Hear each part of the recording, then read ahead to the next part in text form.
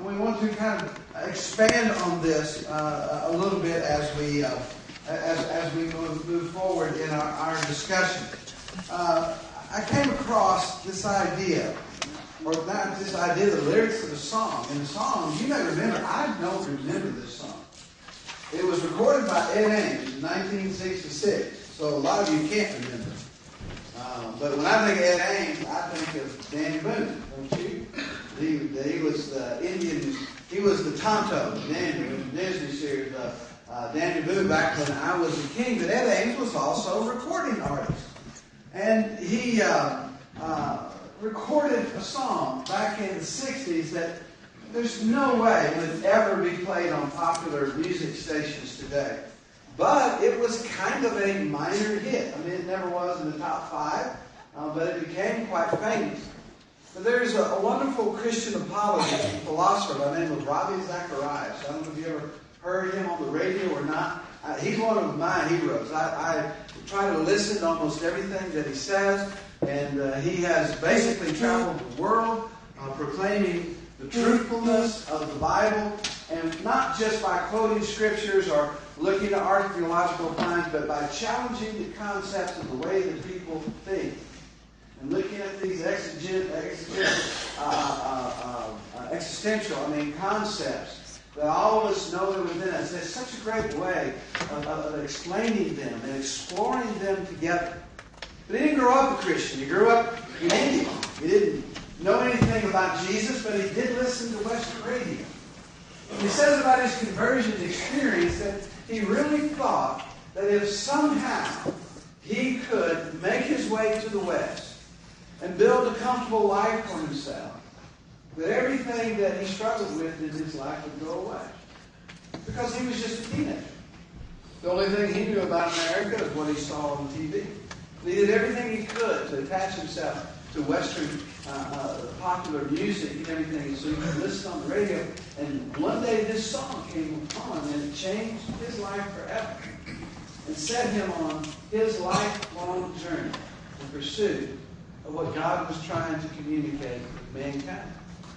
It was Ed Ames singing this song entitled Who Will Answer? I just want to share the lyrics with you as I read through it. It doesn't read like a normal poem. And if you go home and YouTube the song, it's kind of hard to listen to the first time. You've got to kind of listen to it a time or two.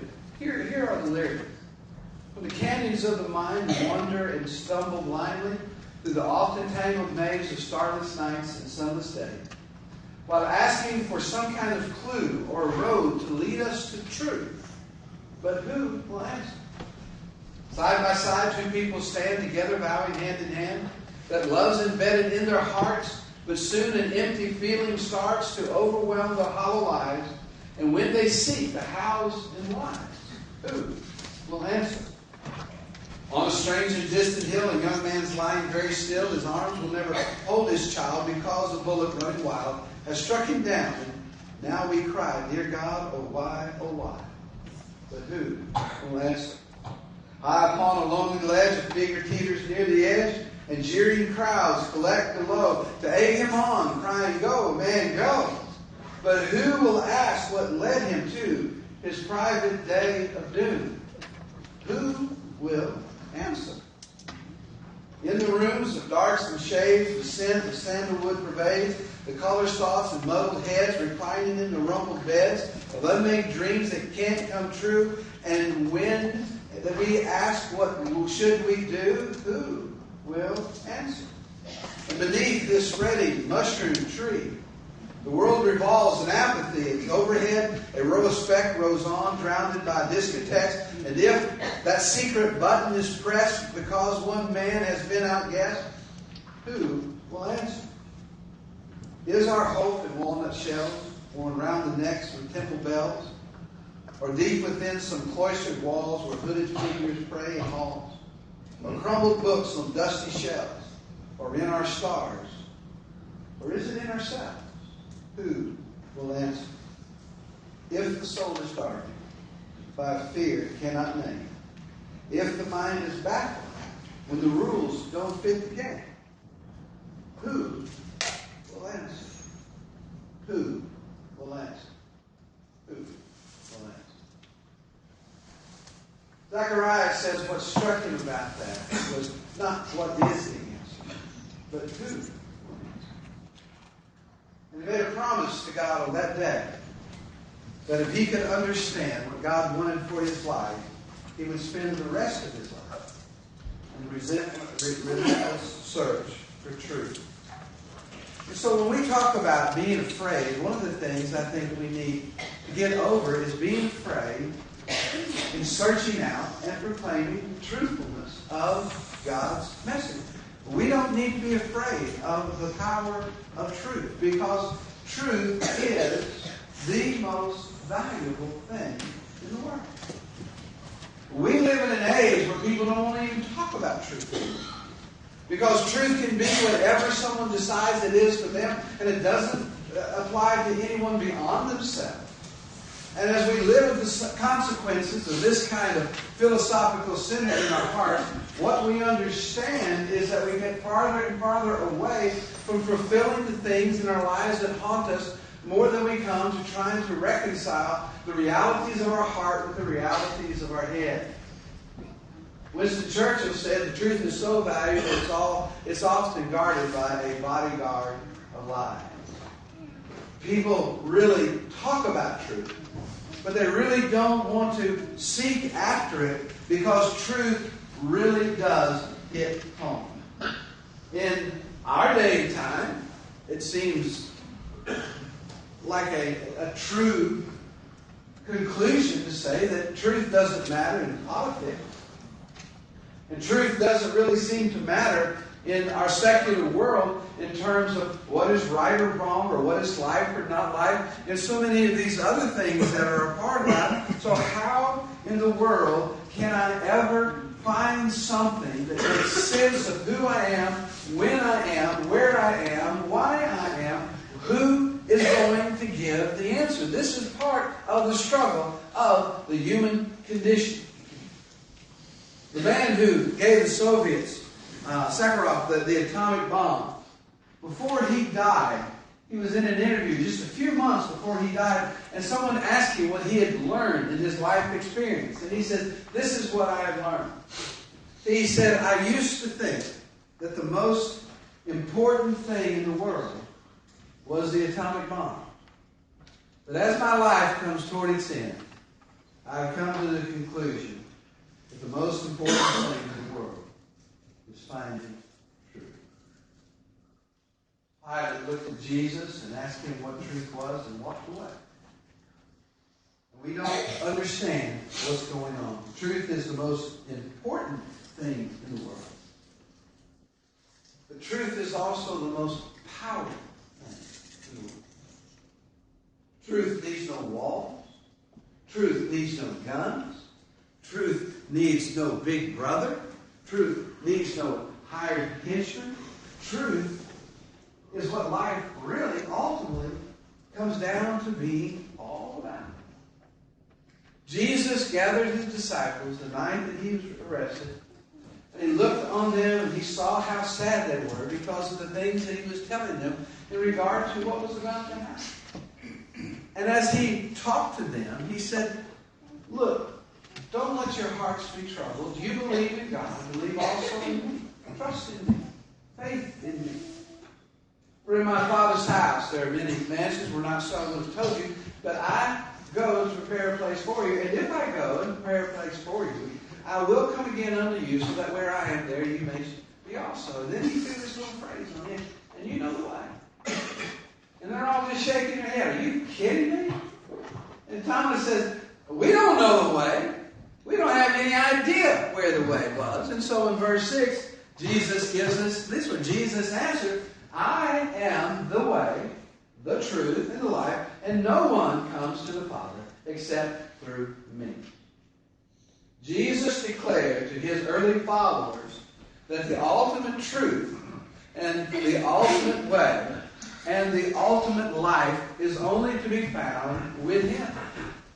And the last 2,000 years have been an ongoing discovery, where one generation after another to take out, like the prodigal son, or to sell out like Judas, or to speak out of turn like Peter, or to get angry and shake their fist with God like Job, or to maybe become afraid and try to run away from God like Jonah, all to only come back and to discover that the reality of this concept is the only thing that brings any parts of our life into any kind of focus that means anything more than just passing through as a bundle of instincts or as a chance of heredity. That our lives actually mean something, and that they are something, and that we ourselves are on our way to be something and to be a part of something. And so the question always comes up, well then, how in the world do you decide what's true or not? This is what Pilate said. What is true? Jesus says, I'm telling you the truth, and I can give you truth. And Pilate says, I have no idea what truth is. Well, historically, in Western culture, and actually in global culture, going back centuries and centuries, thousands of years, there are three ways in which people arrive at truth, or the three standards of truth. One is that truth has to be logically consistent. In other words, it has to make sense. It has to be able to be rational. It has to be real. It is wrong to hurt someone. Why? Because it hurts to get hurt. I mean, it's not a hard thing to figure out. It's wrong to steal. Why? Because it's not yours. The idea of what is true or what is false has to pass the test of logical consistency. The second standard is that it has to also be able to be adequate in terms of the empirical evidence. In other words, there ought to be some way that you can see it demonstrated, or some way that you can see it applied, that in some way brings about the desired outcome, or at least find something that would give it some kind of truthfulness that it ever even existed in the first place. This is what archaeologists do. They're looking for empirical adequacy. This is what scientists do with experiments. They're trying to find empirical adequacy. This is what people do when they are looking at philosophical concepts or mathematical problems or engineering difficulties, whatever. They're trying to find out if there's enough data, if there is enough evidence out there to say, yeah, this is true. This is the way things should be. And then there is the third standard of truth, and that is, does it have any relevance in the way that I experience my life? Is it experiential relevancy? In other words, does it have an application that means anything? Does it fit into the current world? I mean, I might be able to go back into time and figure out how to take a rock and make it flat on two sides, then chip it around and make it around, and then somehow bore a hole through it and make my own wheel, or I might just go down to Walmart and buy a tire. I don't really need that information anymore. It really doesn't apply to my life. Now, on the attacks of Christianity that the faith has endured for thousands of years, they've come in all three categories. Trying to prove that people didn't exist, or civilization didn't exist. Before the turn of the 20th century, or right after the turn of the 20th century, the big proof that Christianity and the Bible wasn't true is that the Hittite nation never existed, and the Bible speaks of the Hittites, and sure enough, in the early 20th century, they stumbled across the entire Hittite civilization. They even tried to say, well, there's no evidence that the Temple of Solomon ever existed or any of those kings existed. And just a couple months ago, they found a coin in the temple area of some of their digs that had the stamp of King Hezekiah on it. What does that mean? Well, that means that King Hezekiah that the Bible speaks of actually did exist. That kind of changes the game a little bit. Or they'll try to see this or try to see that. Or someone will try to go up and see if they can't find Noah's Ark, or if they can't find the cup that Jesus drank from, or if the Shroud of Turin is true. Those kinds of things have been going on forever and ever and ever. And the second one, too, the empirical adequacy in terms of there being enough things happening and enough things around to make it true. So what I want to do is talk about the third one. We kind of look at it from an existential point of view. If you want to demonstrate how powerful the truth is, there are three things that the story of Jesus does that nothing else in life does. And those three things actually, I think, have the power to make all of the difference in the world. First one is there is no other world philosophy, religion, discipline that explains the human condition or addresses the human condition like Christianity. No one describes your heart like Jesus. Because all of us know what the human heart really is all about. A few years ago, I had the opportunity to travel in Europe. I was in Germany, and I wanted to see what was going on and see what I could see. And so I was able to go to Dachau, one of the concentration camps in World War II. If you've ever been to one of those places, your experience probably was just like mine. You get up there, and you go to the place and have a welcome center. You go in and have pictures of people who look like this with their eyes sunken and no flesh on their bones. And all these other kinds of things that just make you just shake your head. But then you walk down the lane a little bit, and you come to where the train station used to be. And they have a section of the landing where the people would come out of the boxcars, the Jews on their way to this camp. And then there wasn't even one of the death camps, just a concentration camp. And then you look to your right, and you see that there are the gates that are still there. One of the few remaining parts of the wall that encircle. And on the gates, written in German across, it would be translated into English that work will be your salvation. If you want to live, work. And you go through the gates, and first thing you notice is there's lots of kids. And what I didn't know at the time, I learned afterward that after the end of World War II, when the rebuilding in Germany took place and the new Constitution was drafted, it was placed into the Constitution of Germany that no one would be allowed to graduate from high school without visiting one of these camps. Every German child to this day, 7 years later, is still required to go there. And you go in, so there's hundreds and hundreds, not thousands of people. And usually they have, where I was, they had one of the buildings, the various buildings still standing, but they had the foundations, the rows and the rows and the rest of them all there.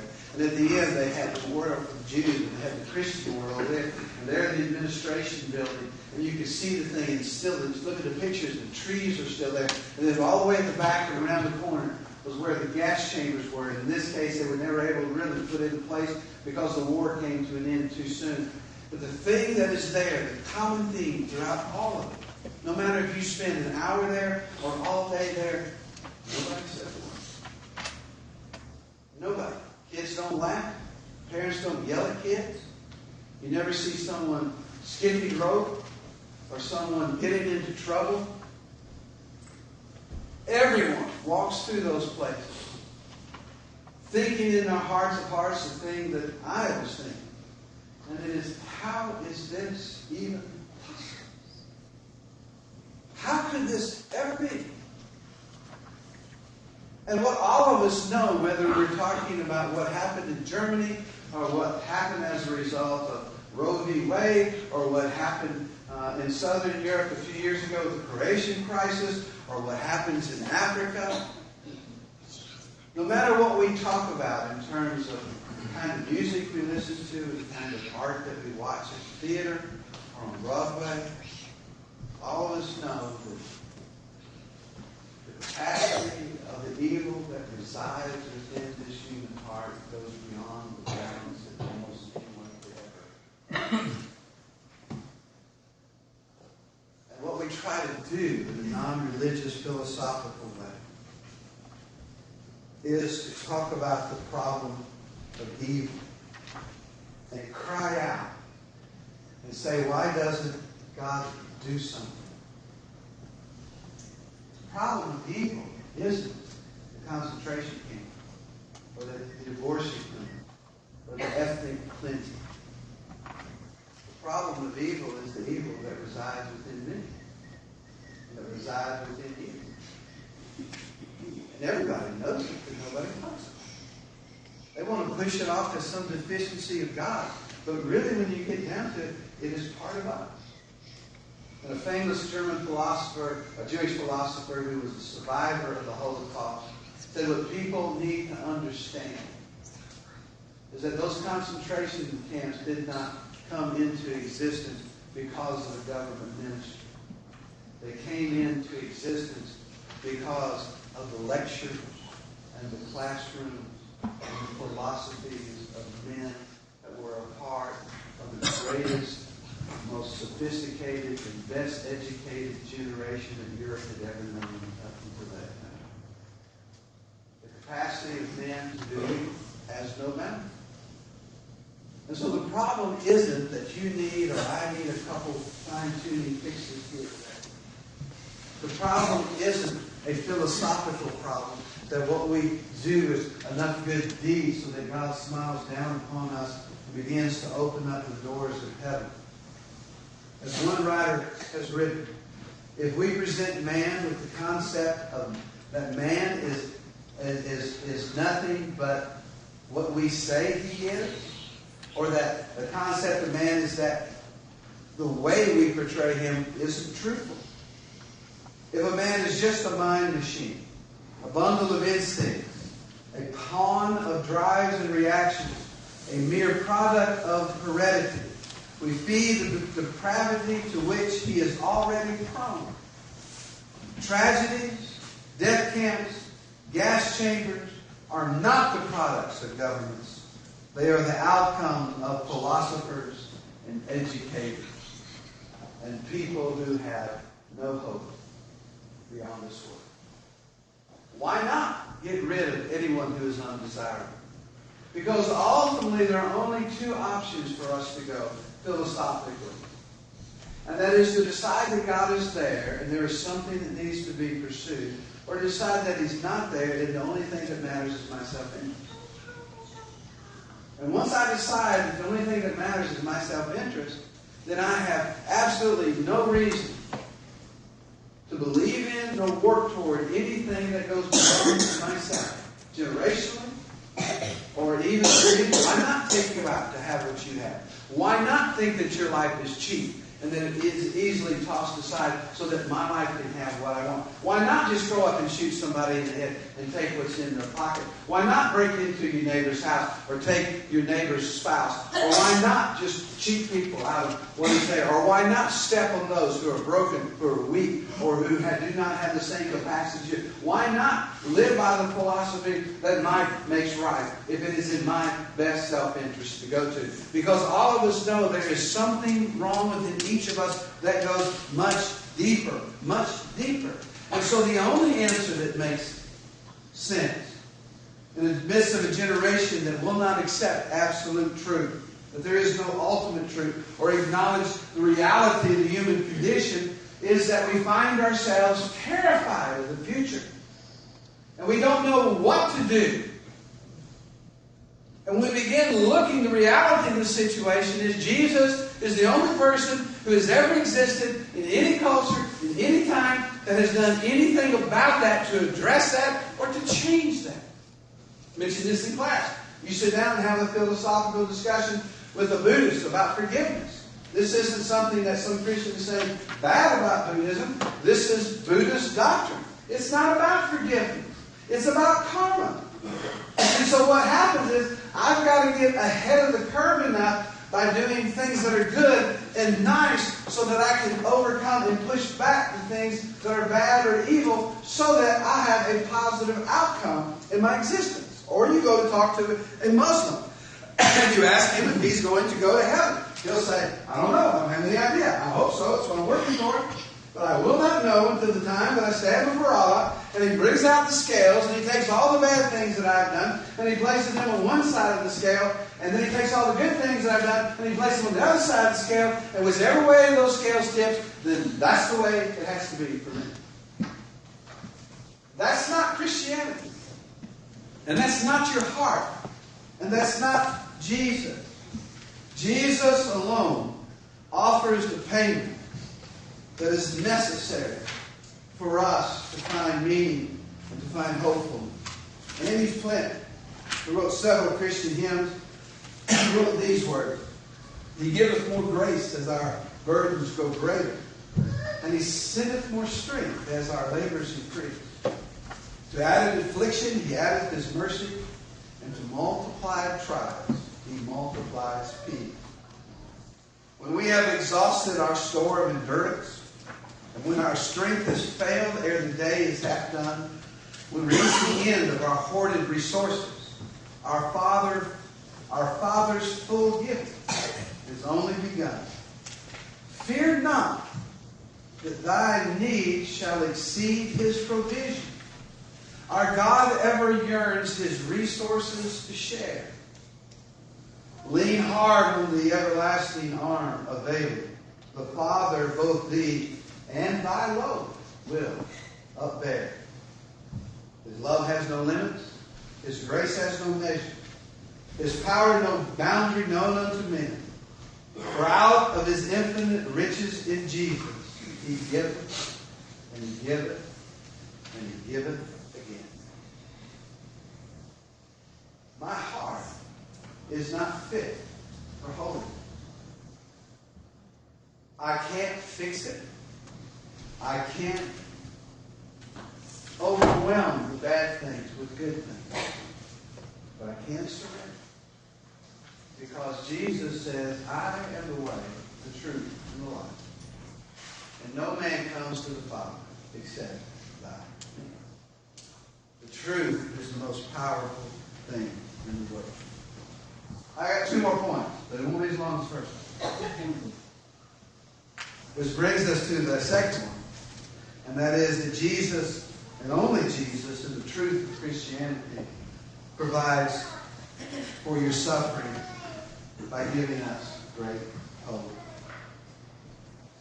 We do, however, Paul said in this philosophical discussion he has early on in Corinthians, we, in contrast to what's happened in the secular culture of his day, we, however, speak a message of wisdom among the mature, but not the wisdom of this age, nor the rulers of this age, who are coming to nothing. These kinds of philosophies, they rise and they fall, and they phase in and they phase out, and somebody has a new idea, and gets his book published, and starts all over again. Anyway, we declare God's wisdom. And this wisdom of God has been a mystery that's been hidden. Now that God destined for our glory before time began. None of this rulers of this age understood it.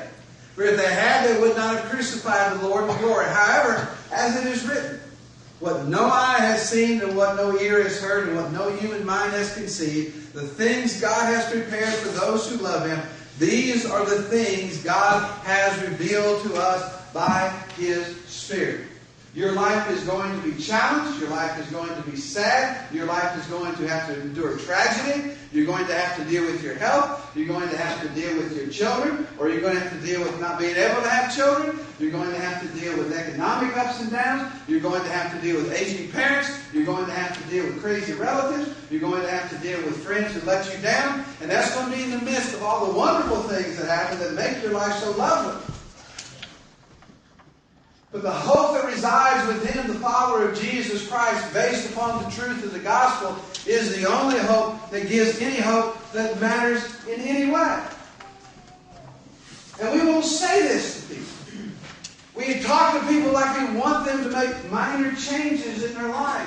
And Christianity is a radical reversal.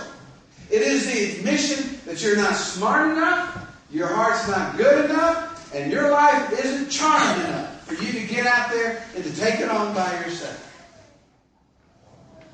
Paul would say it this way, I'm not ashamed of the gospel, because it is the power of God in salvation. To everyone who believes, the Jew first, and also to the Greek.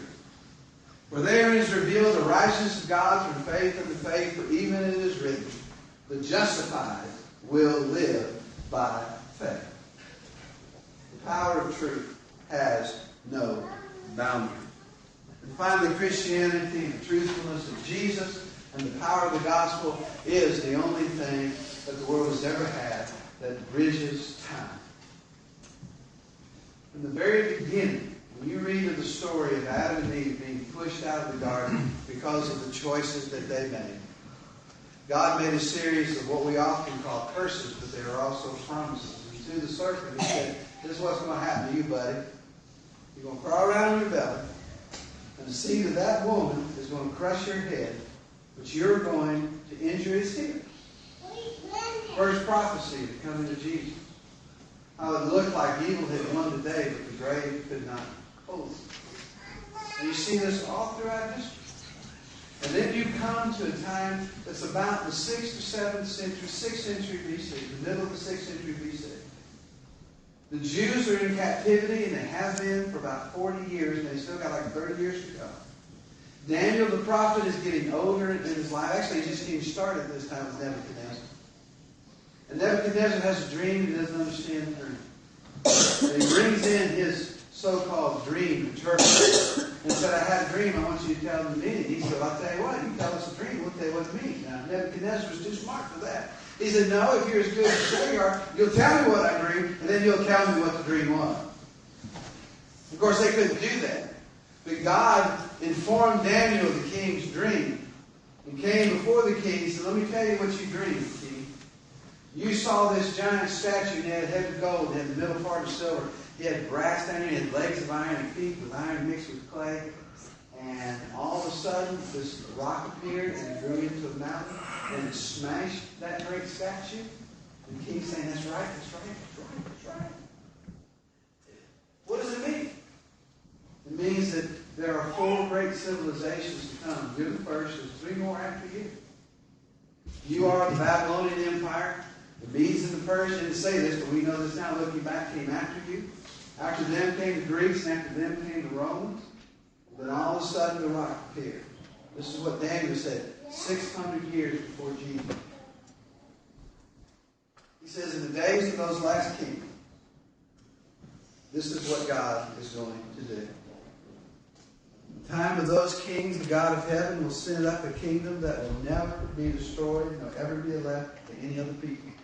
It will crush those kingdoms and bring them to an end, but it will itself endure forever.